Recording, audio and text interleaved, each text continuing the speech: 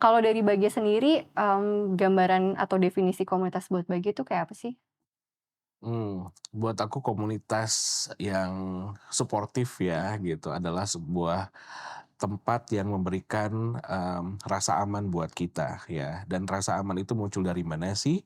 Muncul dari orang-orang yang tidak menghakimi kita, itu nomor satu ya. Tidak menghakimi kita dan tidak membanding-bandingkan pengalaman. Kayak, masalah lo mah nggak seberat masalah gue, misalnya gitu. Jadi betul-betul saling menghargai, setiap perjalanan masing-masing sih, gitu.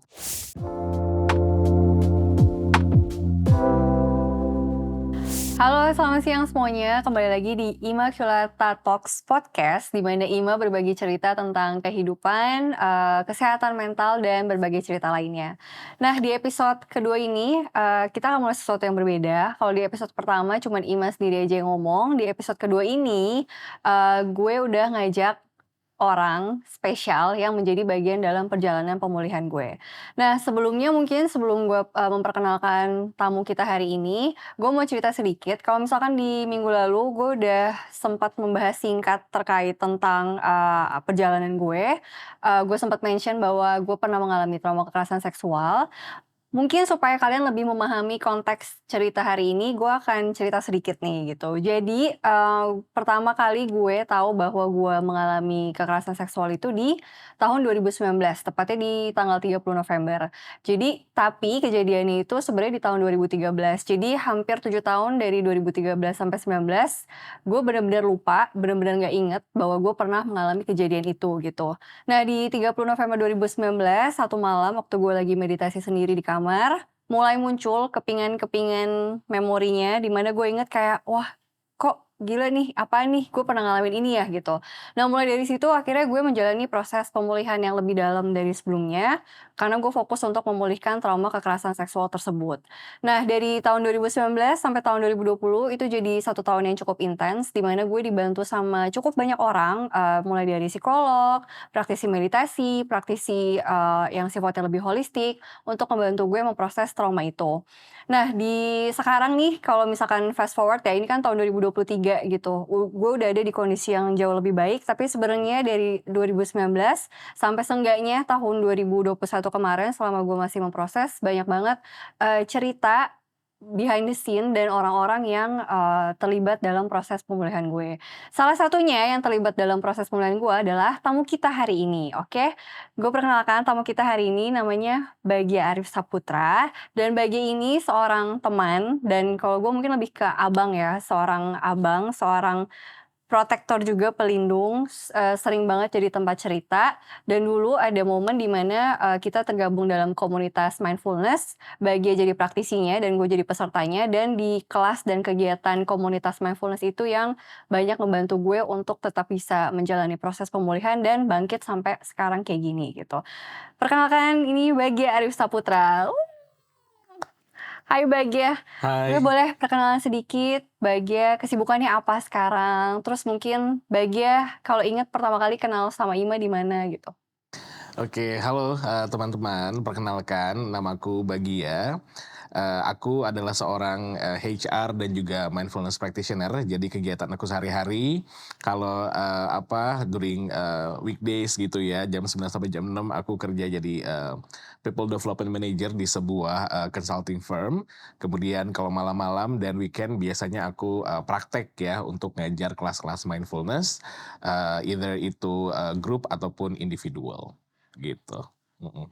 Oke, nah Oh mungkin iya iya, tadi apa sorry tuh? belum jawab yang Heeh. pertama kali ketemu Ima di Iya iya. mana.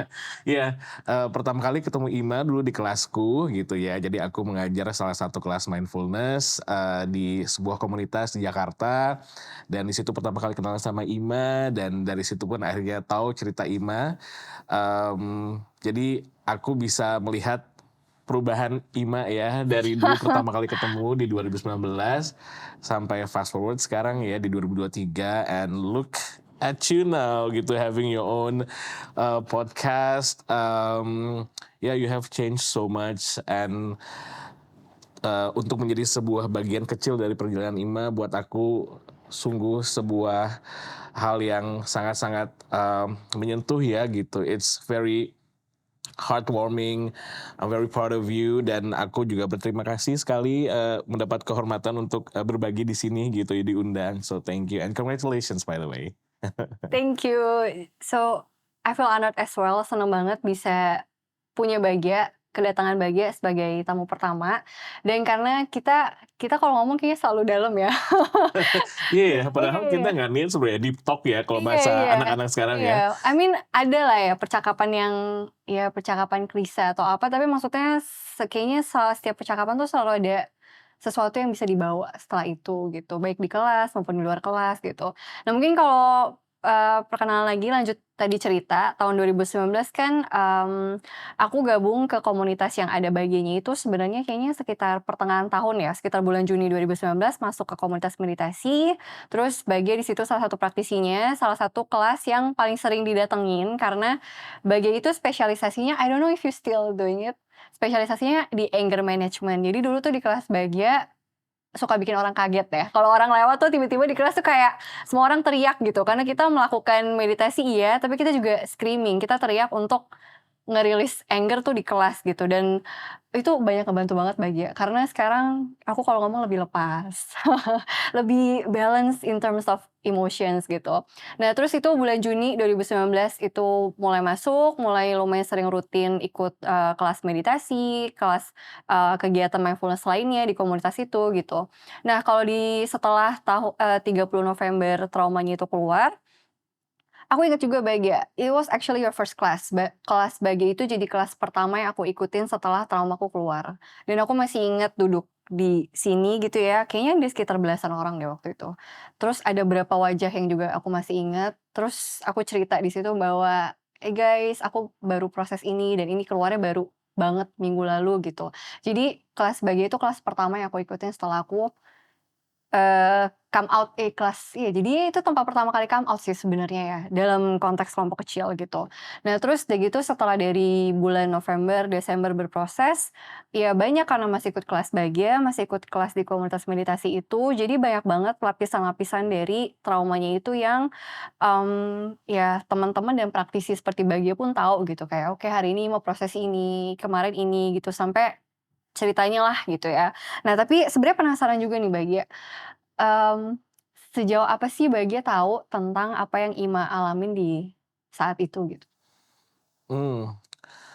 Kalau sekarang sih I think I know ya, the how traumatizing it was gitu ya, begitu traumatis dan begitu berat sih, aku pun nggak kebayang ya, what you had to go through saat itu. Tapi aku ingat momen, di mana kamu came out ya akhirnya bahwa pernah menjadi korban, kekerasan seksual gitu, dan kamu lupa ya, setelah bertahun-tahun gitu repressing that memory gitu karena it was horrible kan. Ya dan over the course of, our interaction memang akhirnya kamu cerita lebih dalam, kamu ingat lebih lebih banyak ya dan kamu pada akhirnya memproses lebih banyak. Yes, it was ugly, I remember ya all those, times, I was shouting, you were crying and screaming, ya nggak sih? Um, but ada juga moments where we hug gitu kan, kita pelukan, yang lain pun teman-teman yang lain juga sama kan ngasih support. Yeah, it was a moment of healing together sih aku ingatnya gitu. Yeah. Karena Bagja mention itu salah satu jadi poin menarik ya, healing moment together gitu. Nah, selama aku come out-nya banyak ya ke komunitas kemarin, terus ke keluarga, ke teman. Yang baru aku sadarin adalah karena kita jalan bareng-bareng dan terutama kalau teman-teman keluarga kan mereka lihat aku dari dulu banget, dari tahun 2013. Some way somehow apa yang terjadi di aku dan dengan aku come out, itu ngebawa sesuatu juga ke mereka gitu dan kayaknya itu sesuatu yang Ima nggak bisa ngerti karena Ima nggak ada di posisi mereka gitu. Kayak Ima ada prosesnya sendiri, tapi orang-orang di sekitar Ima juga ada prosesnya sendiri gitu. Nah ketika Bagja mention tentang healing moment together, I'm curious, penasaran kalau kalau dari sudut pandang Bagja gitu, ketika kemarin misalkan Ima come out, Bagja sebagai seseorang yang pernah kenal, kan tadinya nggak tahu kan ngalamin itu gitu, terus Bagja udah tahu, mungkin kayak kelihatannya Ima oke-oke aja, terus habis itu Ima came out tentang itu dan kita juga nggak ada yang tahu soal itu gitu. Apa sih yang Bagia rasain atau pikirin di saat itu? Ya tentu perasaanku adalah sedih saat itu mendengar itu ya, sedih, bersimpati, and ya somehow in a way juga it kinda reminded me of what I went through juga karena aku pas kecil juga pernah mengalami pelecehan seksual gitu. Jadi aku tahu memang tidak pernah mudah ya, jangankan untuk ngomong di depan orang, tapi untuk mengakui gitu bahwa ini pernah terjadi sama saya, itu kan memang tidak mudah ya. Jadi saat kamu cerita, bersyukur karena kamu punya keberanian untuk bisa owning your experience karena memang pada akhirnya itu menjadi awal langkah proses pemulihan kan saat kamu mengakui bahwa ini pernah terjadi sama aku dan bahkan berbicara gitu ya share ini sama orang lain, itu sebuah langkah yang sangat berani gitu ya dan perlu aku apresiasi gitu dan itu menjadi tanda bahwa kamu siap untuk healing lebih dalam lagi gitu dan aku, pada akhirnya bisa, membimbing gitu menjadi satu bagian, dalam proses pemulihan kamu, ya itu semakin membuat aku, merasa apa ya, "Oh, aku melakukan hal yang benar nih di sini ya." Pengalamanku dulu gitu, rasa sakitku ketika pernah dilecehkan juga nggak sia-sia kok, sekarang itu bisa menjadi sebuah bekal aku memberikan penguatan buat teman-teman lain yang mengalami hal yang sama. Dan sekarang, kamu ada di posisi di mana kamu melakukan itu juga kan, kamu berbicara dengan terbuka soal hal ini yang mana nggak semua orang punya keberanian ya dan of course it's not easy to talk about it, but now you are here, raising awareness gitu ya dan ya memberitahu bahwa kamu tidak sendirian kan ke orang-orang lain yang aku yakin juga banyak karena sampai sekarang pun bahkan tadi malam di kelas aku ya tadi di awal aku sempat cerita bahwa salah satu klienku juga di kelas bilang bahwa dia ternyata pernah diperkosa ketika masih umur 5 SD sama anggota keluarganya.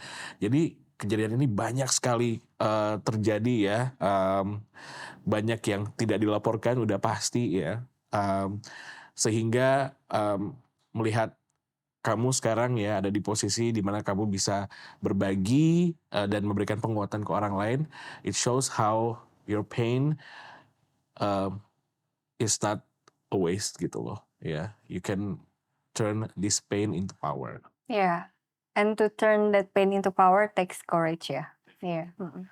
Jadi yang ngebuka semuanya keberanian. Nah pas Bagia ngomong sebenarnya baru ingat belum ngejelasin, belum nge-share topik kita di episode kedua ini apa. Jadi kita mau ngebahas hari ini, kalau dari aku ngundang Bagia juga karena mau berbagi terkait dengan topik komunitas sebagai sumber kekuatan dalam proses pemulihan. Nah mungkin kalau tadi kalian dengar cerita kita berdua, obrolan kita berdua, mungkin udah lumayan dapat gambaran ya gitu. Jadi kalau dulu tuh kita di komunitas mindfulness itu kita ada kegiatannya misalkan meditasi, habis meditasi itu ada sharing, yang salah satu jadi momen penguat yang sebenarnya juga memupuk keberanian aku ya Bagja untuk bisa come out itu karena ketika aku proses, ketika aku cerita ke orang bahwa, "Hey aku ngalamin A, B, C, D, E," gitu. Ini dari awal-awal tuh hal kecil ya ngalaminnya, nggak langsung cerita trauma. Ketika aku bilang bahwa aku ngalamin trauma, sebelum ngalamin trauma aku cerita, salah satu hal yang aku dapetin dan memperkuat aku untuk bisa terus jalan itu, salah satunya karena non-judgmental view gitu, kayak orang-orang tuh bisa belajar untuk tidak menghakimi, bahwa ketika ada yang cerita bisa didengerin, terus berasa banget sih Bayu kayak penuh kasih gitu ya, yang kalaupun kita nggak bisa paham perspektif mereka, apa yang mereka alamin, tapi kita bisa lihat kayak kita sama sekali nggak komentar jahat, kita sama sekali nggak yang kayak, "Itu kan salah lo," atau apa gitu, itu sama sekali nggak ada yang kayak gitu, dan malah lebih bisa yang menguatkan dan bahkan maksudnya momen-momen sunyi, that silent moments itu salah satu yang menguatkan juga sih sebenarnya gitu, karena aku tahu banget bahwa ada momen-momen sunyi yang karena itu memang kita sama sekali udah nggak tahu ya kita mau ngomong apa gitu. Kayaknya nggak bisa dideskripsikan dengan kata-kata, tapi bisa banget dirasain bahwa di saat itu semuanya benar-benar hadir secara penuh untuk mendengarkan cerita setiap orang gitu. Nah itu dia kenapa aku bawa hari ini topiknya tentang komunitas, karena berasa banget kalau di tahun 2019-2020 IMA nggak punya support system seperti Bagja, komunitas mindfulness, orang-orang yang mendengarkan, mungkin nggak akan ada IMA yang sekarang seperti ini di sini gitu.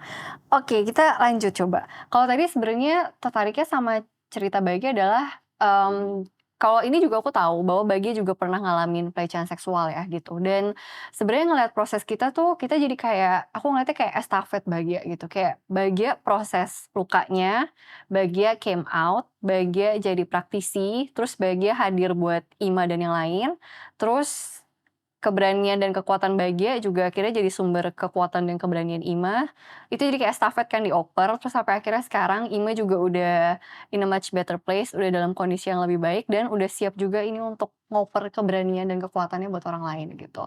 Nah, jadi penasaran kalau dari Bagia sendiri, gimana sih Bagia bisa nemuin keberanian itu gitu? Dan mungkin Bagia boleh cerita sedikit proses Bagia sebelum jadi praktisi. Jadi, ya buat aku panjang banget sih ceritanya nih, Iya. if we have time. But, pada intinya gitu saat itu, aku memang, ada dalam sebuah kondisi paling bawah di hidupku ya. Aku baru saja ditinggal oleh, mantan pacarku saat itu, terus, melakukan sebuah kesalahan di tempat kerja yang sampai akhirnya membuat aku harus keluar dari tempat kerja itu. Jadi, nggak punya pasangan, nggak punya kerjaan gitu ya. Saat itu ya udah ngapain sih gua mati aja kali ya gitu. Karena udah nggak ada harapan lagi sampai, salah satu mantan rekan kerjaku di kantor saat itu nawarin, "Lu coba deh meditasi," gitu. "Apaan?" gitu kan, saat itu aku masih belum paham dan memang nggak percaya juga hal seperti itu ya gitu. 'Cause I know it help her saat itu juga. Dia sama juga ya estafet juga gitu ya, dulu dia punya masalah berat, dia, ikutan kelas mindfulness and then ya of course it help her gitu, karena dia akhirnya kembali bekerja dengan jauh lebih baik ya, sampai akhirnya dia nawarin aku dan saat itu aku cuman dibayarin, "Nih gua bayarin deh, lu datang aja," gitu ya. Dan ya udah karena udah dibayarin kan nggak enak ya, masa nggak datang gitu. Ya udah aku datang ke kelas mindfulness itu dan, ya di situ aku baru sadar bahwa ternyata masalah aku tuh nggak cuman sesimpel nggak punya, kerjaan dan baru diputusin pacar gitu ya. Tapi ternyata, wah ada banyak kemarahan-kemarahan dalam diriku, terhadap diriku sendiri ya gitu.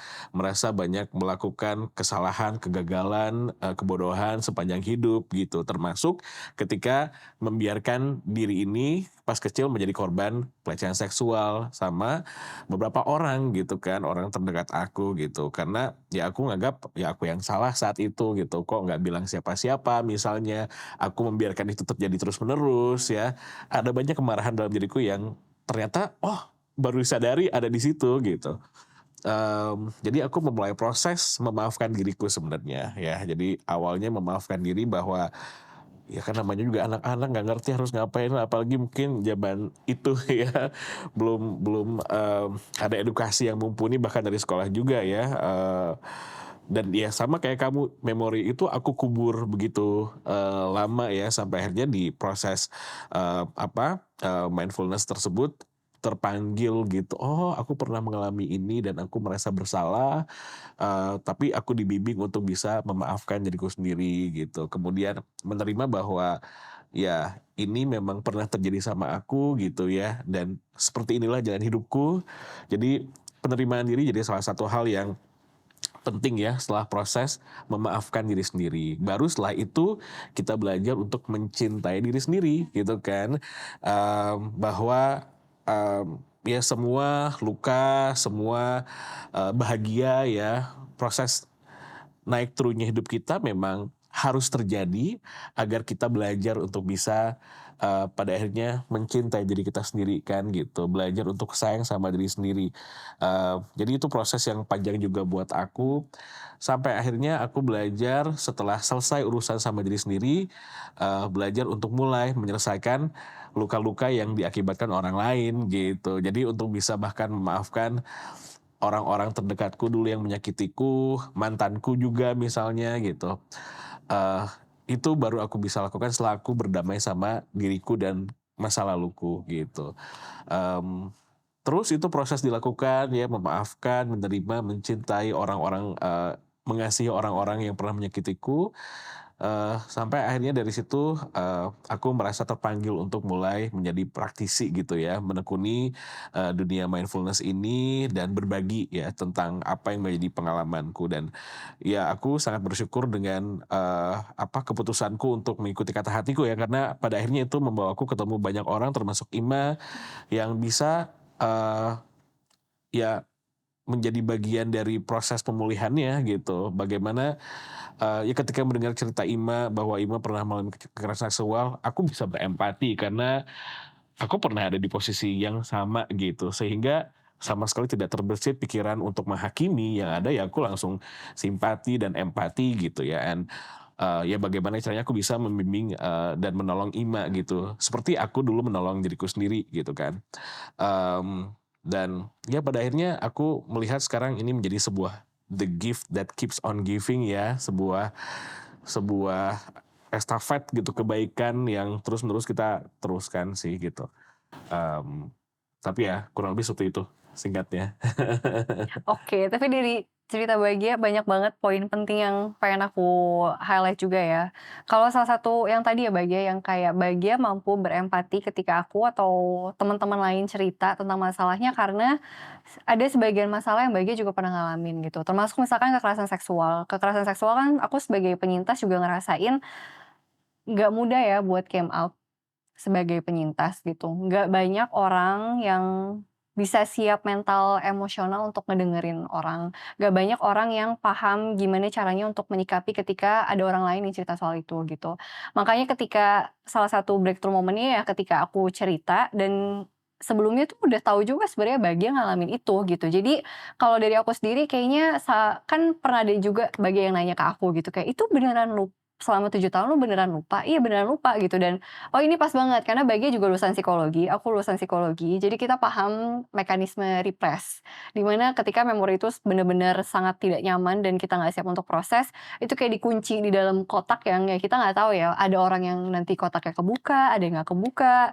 Kalau Bagia kotaknya kebuka selama berapa tahun, Ima kotaknya kebuka setelah 7 tahun gitu. Tapi ternyata yang aku sadari adalah untuk kotak itu bisa kebuka, untuk aku bisa berani buka, itu aku bukan perlu dapet ya, aku bisa dapet contoh dari orang lain yang udah memproses itu, tanpa sadar juga itu ternyata memicu aku untuk kayak, "Oh nggak apa-apa nih kotaknya aku buka," gitu. Kayaknya waktunya udah tepat, aku udah cukup aman dan nyaman untuk bisa ngebuka kotak itu yang menurut aku isinya tadinya jelek gitu. Meskipun ya tadinya ya, itu karena belum diproses kan gitu. Dan mungkin poin kedua yang pengen aku highlight juga, mmm, salah satu hal penting bagi yang aku sadari adalah dulu tuh aku kan kerja sebagai guru nih. Aku tuh dulu ngelihat bahwa kalau misalkan ada guru, ada praktisi, ada seorang pemimpin, mungkin terlalu aku biasa dikasih lihat dengan sosok, figur otoritas yang kayaknya sempurna, kelihatannya sempurna gitu. Yang kayaknya, "Wah oke dia udah ada di tempat itu, udah jadi role model, kayaknya dia fine-fine aja deh," gitu. Tapi di komunitas mindfulness kita yang kemarin itu sebenarnya jadi salah satu tempat aku belajar dan kembali diingatkan bahwa jelas nggak ada orang yang sempurna, satu. Yang kedua, bisa punya role model atau figur otoritas di dalam kelas yang terbuka, terus maksudnya apa ya, nggak apa ya Bagi istilahnya, maksudnya nggak harus memaksa diri untuk tampil sempurna, cerita apa adanya, dengan apa adanya ya, dengan naik turunnya hidup, sangat humble ya jadinya ya, rendah hati, itu juga yang memberanikan aku untuk bisa berbicara gitu. Dan aku ngerasa bahwa, oh kayaknya komunitas kayak gini nih gitu yang, jadi salah satu kunci dari proses pemulihan. Dan jadi aku tuh menyadari Ima sekarang punya formulanya sendiri yang nanti emang Ima mau susun dan mungkin bikin jadi hal-hal lain. Tapi formulanya tuh memang kalau aku ngeliatnya dalam proses pemulihan dan pertumbuhan, butuh ada pertama individu yang memang punya awareness terkait dirinya sendiri dan berani ngejalanin prosesnya. Tapi untuk individu itu bisa jalan lebih jauh, dia butuh support system gitu kan. Support system-nya ada keluarga, teman-teman, dan yang pasti yang komunitas yang kayak gini gitu. Nah, di sini sekarang kita mau bahas lebih jauh, lebih spesifik tentang komunitas, karena pas Bagia kan juga seorang praktisi, seorang penggiat komunitas, jadi pasti banyak banget hal yang bisa kita gali lebih jauh dari Bagia gitu. Kalau dari Bagia sendiri, gambaran atau definisi komunitas buat Bagia itu kayak apa sih? Buat aku komunitas yang suportif ya gitu adalah sebuah tempat yang memberikan, rasa aman buat kita ya, dan rasa aman itu muncul dari mana sih? Muncul dari orang-orang yang tidak menghakimi kita, itu nomor satu ya. Tidak menghakimi kita dan tidak membanding-bandingkan pengalaman.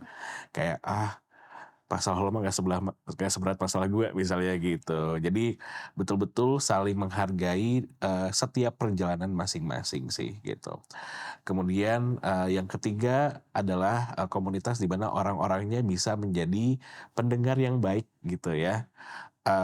Tidak perlu memiliki keterampilan untuk memberikan solusi, tidak perlu tahu harus, apa, membantu ya untuk memulihkan mereka, enggak. Tapi cukup menjadi pendengar yang baik itu sangat membantu ya siapapun yang butuh bercerita kan gitu. Kemudian yang keempat adalah, komunitas yang memang bisa, ya menerima kita apa adanya gitu ya, tanpa kita harus takut menjadi diri sendiri gitu kan, di mana kita bisa melepas topeng kita ya, bisa, berbicara tentang hal-hal yang mungkin tidak bisa kita ceritakan ke keluarga kita, bahkan ke pasangan kita ya, dan ya kita diterima apa adanya, kita dirayakan apa adanya gitu. Buat aku itu, komunitas yang suportif sih, dan dalam, perjalanan, karirku juga sebagai praktisi mindfulness, aku, selalu berusaha untuk memastikan bahwa ruang-ruang kelasku ya, ruang-ruang di mana aku, mengadakan, kegiatan ya untuk bisa, saling sharing gitu kan, kemudian, untuk pulih, itu adalah ruang-ruang yang suportif seperti itu. Oke, jadi kalau buat Bagia, komunitas tuh sebenarnya ruang aman ya, yang Bagia harapkan sebenarnya orang-orang di dalamnya itu bisa, keamanan dan kenyamanan itu muncul dari mana sih? Dari orang yang sikapnya tidak menghakimi, yang menyadari bahwa ya masing-masing pasti punya ceritanya, naik turunnya, ada yang jelek, ada yang bagusnya.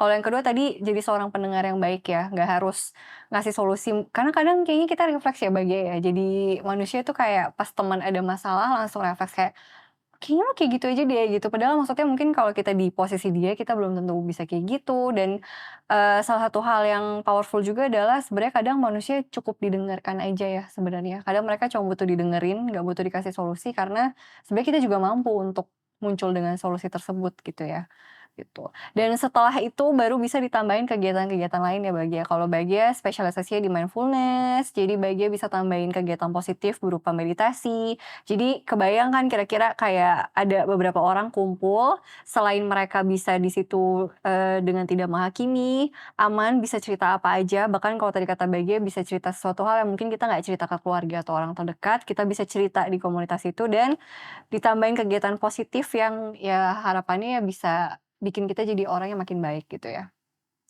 Oke, nah kalau kalau misalkan sekarang nih Bagia komunitasnya apa dan aktivitasnya apa? Oke, jadi sekarang, aku membuat sebuah komunitas mindfulness yang disebut Our Happiness Matters ya, atau kalau disingkat jadi OHM, OM gitu. Eee, jadi, kegiatannya tentu saja aku mengadakan kelas-kelas, mindfulness ya, karena itu memang, spesialisasi aku dan, sebuah hal yang aku suka gitu ya, dan aku percaya itu salah satu metode yang praktis, dan juga efektif untuk bisa memulihkan lu luka-luka kita ya, trauma kita, dan, yang penting adalah meningkatkan kesadaran juga kan terhadap diri kita sendiri, karena itu jadi sebuah poin yang penting untuk memulai langkah, pemulihan gitu. Jadi itu sih yang biasanya aku lakukan sekarang ya di luar, kerjaan corporate-ku gitu, dan on weekend juga sama sih. Ya makanya habis dari sini pun aku lanjut ke tempat praktekku di Kemang karena ada, klien buat private session gitu.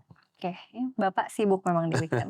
Oke. Oh tadi jadi enggak nih, Bagia kalau kita ngomongin tentang, komunitas sama Bagia kan mention tentang pemulihan dan memang dari tadi kita ngomongin tentang pemulihan.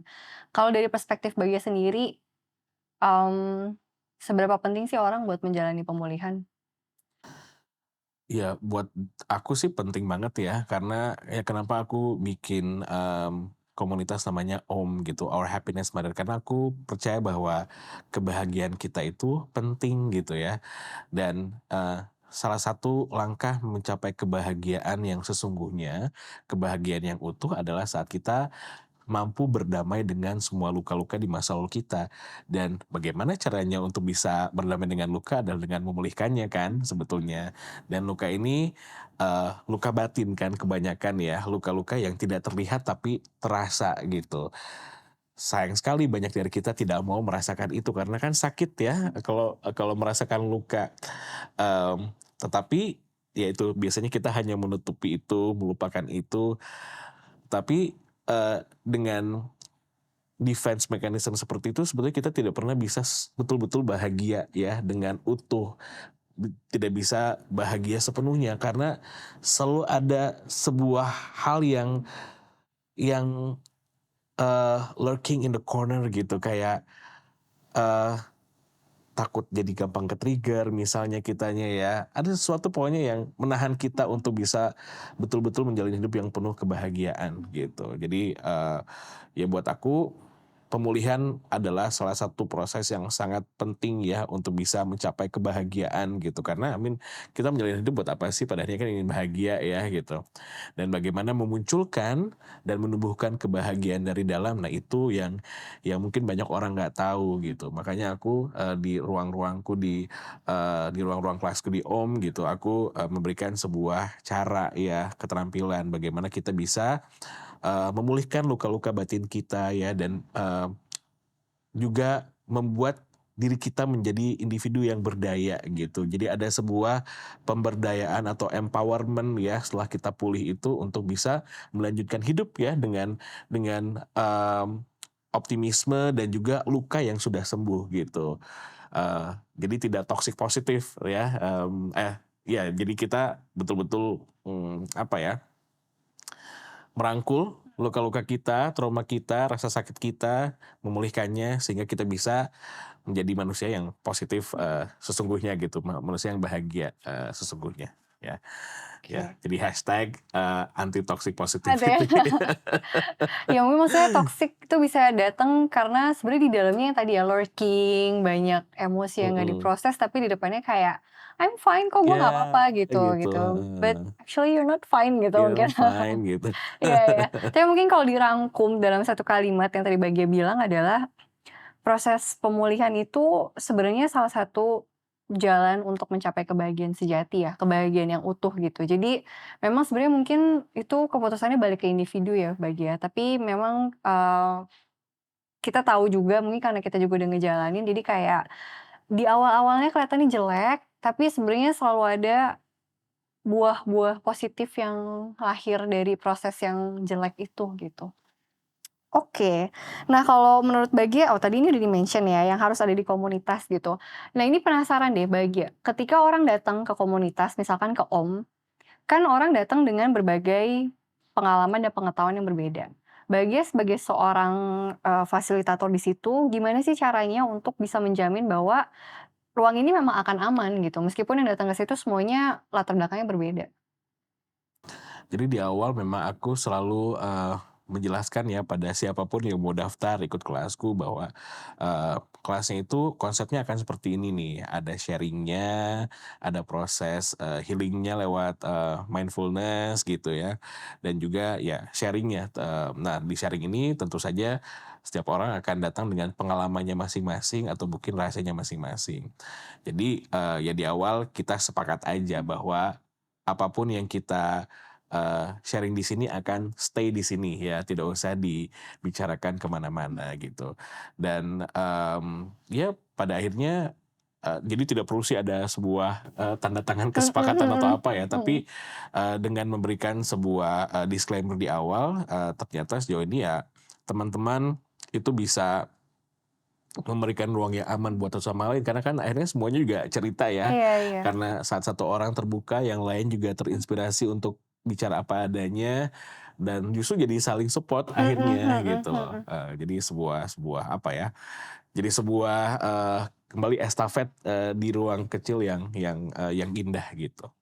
Iya ya, tapi ini ya, Bang, ya, mungkin di komunitas tuh karena aku juga belajarnya ketika ada satu individu yang bisa kasih contoh baik, akhirnya yang lain pun bisa pelan-pelan belajar untuk ikut melakukan hal yang baik itu gitu. Dan mungkin karena mereka udah ngerasain kayak, "Oh gini rasanya didengerin," gitu. Jadi mereka lebih mampu pas ada yang cerita gantian mereka yang dengerin gitu ya. Iya ada estafet, ada mungkin ripple effect-nya juga kali ya ketika ketika memang mereka bisa ngerasa rasanya nyaman akhirnya mereka bisa settle juga di situ. Nah kalau di Om sendiri jadi Om udah umurnya udah berapa nih boleh gitu? Om itu, berarti udah baru 6 bulan sih 6 ya, baru bulan 6 ya. bulan, masih baby Iya ya, masih baby. iya. Dari sejauh sebelum Om ada sampai sekarang Om udah dijalani selama 6 bulan, apa sih yang buat Bagi itu paling memorable? Eee, wow, ya buat aku yang paling memorable adalah melihat bagaimana transformasi, perubahan ya dari teman-teman yang ada di kelas karena kebetulan sistem di Om itu biasanya mereka ambil kelasnya paket gitu. Jadi, sebulan 4 kali misalnya. Jadi setiap minggu kita ketemu. Nah dari minggu pertama mulai sampai minggu terakhir tuh kelihatan perubahannya gitu kan. Kita cerita live update setiap minggu gitu. Jadi pas di minggu keempat look back, wow gitu udah jauh banget berubah dan akhirnya ada beberapa teman-teman, beberapa grup yang memang udah sampai 5 cycle, 6 cycle, jadi tiap bulan bareng-bareng terus. Jadi dari yang pertama kali dateng bener-bener nggak bisa ngerasain apa-apa, Mmm. sampai sekarang bahkan ada yang udah mau menikah gitu ya, yang sudah memproses banyak emosinya gitu. Ya buat aku itu, apa ya, ya sama sekali nggak bisa dilupakan ya, itu yang membuat aku merasa this is a very rewarding feeling gitu. Dari perjalanan ini aku bisa melihat bagaimana, ya teman-teman tuh bisa get better kok pada akhirnya dan, mmm, aku hanya menjadi sebuah bagian kecil kan tugasku hanya memfasilitasi ya, tapi mereka sendiri yang bekerja gitu ya, melakukan tugas-tugasnya, PR-nya ya, yang bercerita, menghadapi lagi kegelapan mereka gitu kan, memprosesnya, menangis, teriak gitu, sampai akhirnya merasa berdaya sekarang gitu. Ya buat aku perubahan-perubahan itu yang sangat sangat ya udah pasti unforgettable dan buat aku sangat membuatku bersyukur gitu ya. You are one of them juga. Ini maksudnya ngeliatin proses bisa belajar bersama, pulih bersama, terus tumbuh bersama ya, dengerin dari yang cerita yang nggak cuma nangis, tapi cerita yang banyak ketawanya, update-update-nya yang mengejutkan itu yang buat Bagia kayak, "This is why I'm here," gitu. Yes, it's a privilege I know gitu ya, Mhm. dan I don't take it for granted ya. Aku betul-betul bersyukur bisa menjadi bagian dari perjalanan orang-orang ini gitu. Dan aku sangat bersyukur karena mereka percaya sama aku ya gitu. Aku memegang tangan mereka lah gitu dalam proses ini gitu. Jadi itu ya aku selalu bilang bahwa pastikan luka kita, penderitaan kita jangan sia-sia gitu. Pastikan semua pain ini you can turn into power. Ya. Turning pain into power, oke. Itu sesuatu hal yang sangat mungkin dilakukan asal kita bisa berani ngejalanin setiap prosesnya. Oke. Nah kalau Bagia maksudnya dengan Bagia ngejalanin proses pemulihan sendiri, Bagia udah jadi seseorang yang hadir buat orang lain, ada nggak satu pesan yang bisa Bagia bagikan untuk orang-orang di sana yang belum atau ragu untuk mulai proses pemulihan? Mmm. Nggak apa-apa sih sebetulnya, proses pemulihan itu, tidak harus diburu-buru juga ya. Jadi lakukan apa yang membuat kita nyaman dulu aja gitu. Buat teman-teman yang mungkin masih, ngerasa, "Nggak kok, gue baik-baik aja," gitu ya, quote unquote masih in denial, it's okay karena kita semua pasti pernah ada di masa-masa itu juga gitu.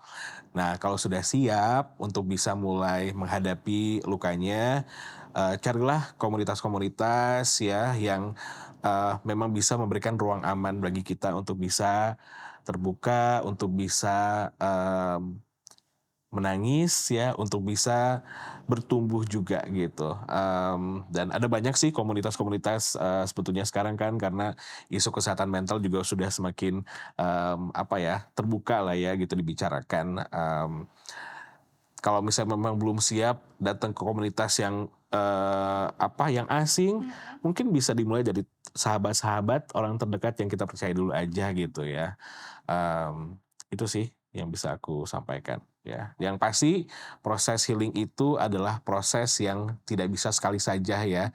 Jadi, eee, itu sebuah proses yang kontinu dan bisa jadi akan berlangsung sepanjang hidup kita, gitu. Itu sih. Oke, nah kalau dari, teman-teman yang nonton ada yang tertarik buat join dengan Om gimana caranya? Boleh nanti di-follow aja, Instagram-nya di ourhappiness.matters ya.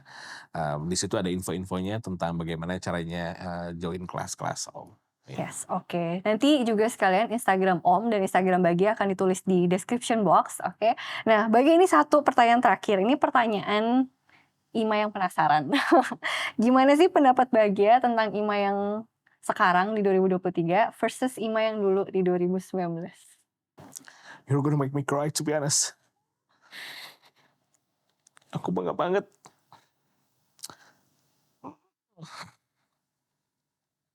Bener kan aku yang nangis. Karena ya I remember how ugly it was ya for you untuk mengingat semua kejadian tersebut ya.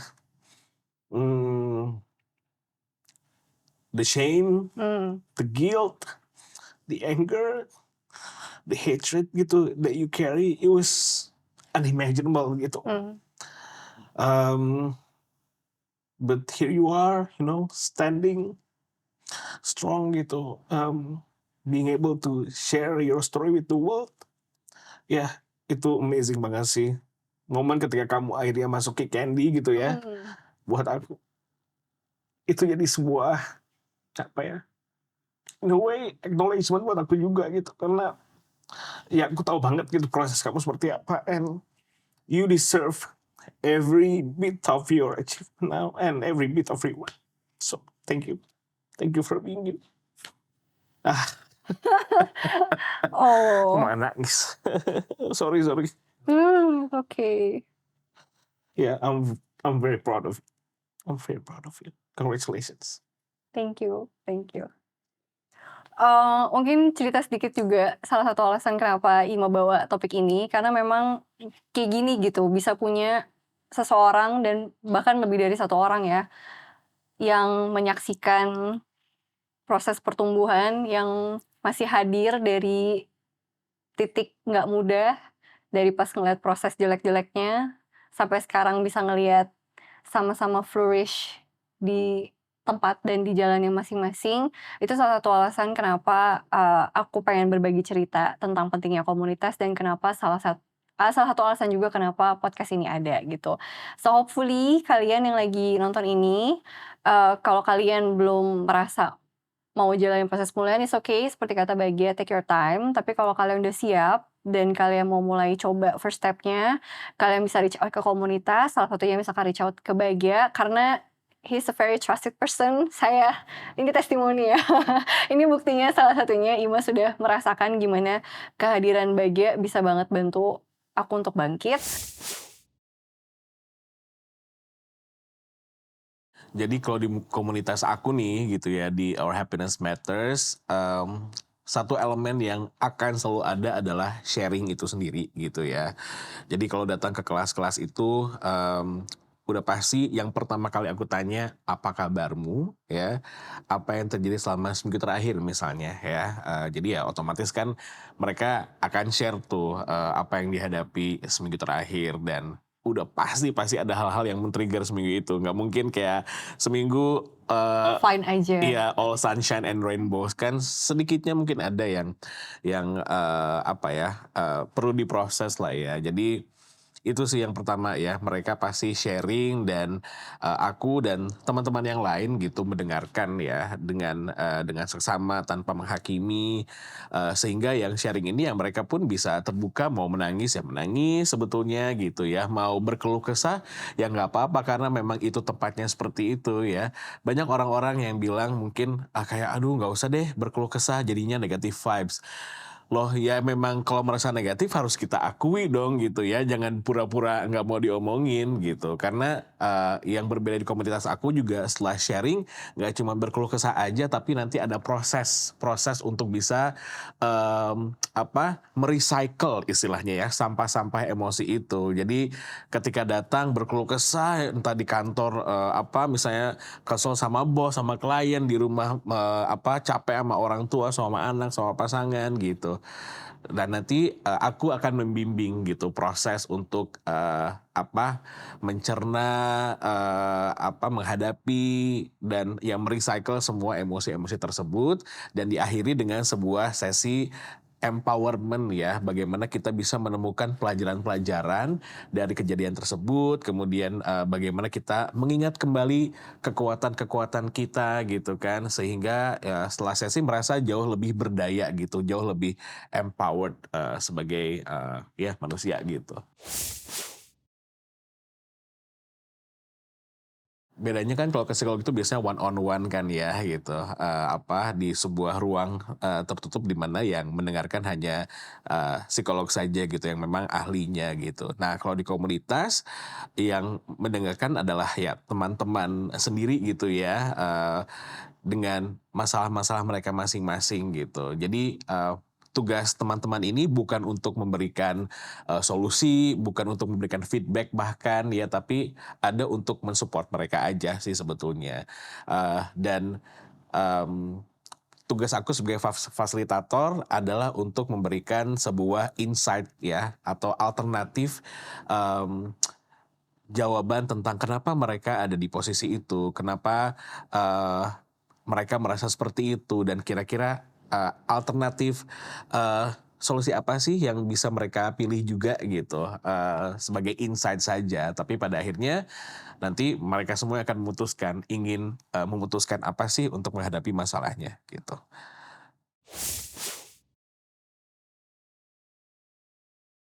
Kalau kita berdua memang percaya juga, connection comes from the soul ya, Bagja, ya. Kayak banyak hal yang mungkin yang nggak bisa kita jelasin, yang nggak bisa kita lihat, tapi maksudnya kalau memang kita sekarang masih ada di sini, berarti memang kita masih bisa ngejalanin perjalanannya bareng-bareng gitu. Tapi kalau bentuk-bentuk support-nya, kita tadi baru nanya ya, baru ngecek terakhir ketemu sebenarnya 2021, itu pun kayaknya online ya, karena masih proses pandemi kan.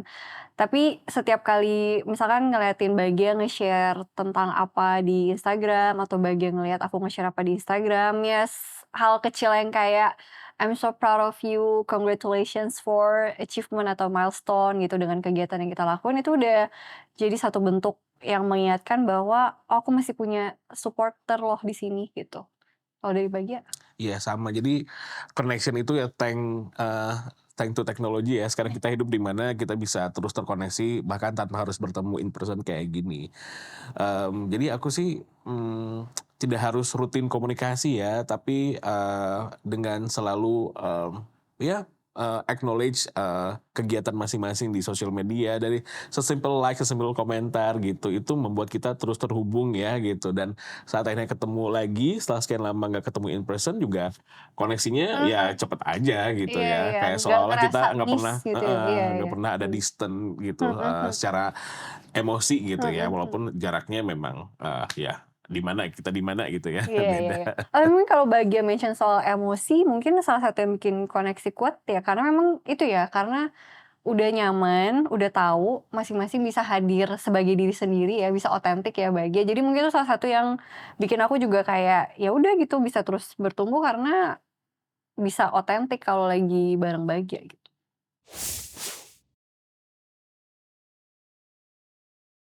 Take your time aja sih, ya take your time gitu. Kalau memang belum bisa own your experience, ya nggak apa-apa, lakukan apa yang buat, mu nyaman. Kalau belum siap ya nggak usah membanding-bandingkan juga sama orang lain, "Oh yang ini udah bisa cerita, gue belum bisa." It's okay gitu, bukan berarti kamu lebih buruk atau lebih tidak berani dibandingkan yang lain gitu. Pelan-pelan aja, yang penting penerimaan tuh nggak harus keluar dulu ya, istilahnya jangan come out tapi come in dulu gitu loh. Jadi kita terima ke diri kita dulu aja bahwa, "Oh iya saya pernah mengalami ini," atau, "Ini pernah terjadi sama saya," gitu. Dan itu membuat saya sedih, membuat saya marah, bingung. Jadi lebih ke seperti itu dulu deh, owning your experience-nya gitu, mengakui ke diri sendiri dulu aja. Nggak harus pengumuman-pengumuman kok sebetulnya ya, dan itu tidak menunjukkan level keberanian kita juga sebenarnya kalau maksudnya level kebaikan kita ya. Wah kalau udah bisa secara publik tell everyone gitu our problem and then you're better, nggak juga ya. Jadi it's okay. Yang penting pada akhirnya kita bisa menemukan kebahagiaan kita dengan cara sendiri gitu sih. Terima kasih udah hadir di episode 2 hari ini. Jangan lupa untuk like, komen, dan subscribe atau bagikan juga ke teman-teman kalian yang mungkin bisa mendapatkan manfaat dari episode kali ini. Dan kalau misalnya kalian ada pendapat atau pertanyaan, feel free untuk tulis di kolom komen atau reach out juga di Instagram personal yang nanti akan gue tulis di sini. Thank you semuanya. Bye. Thank you, bye.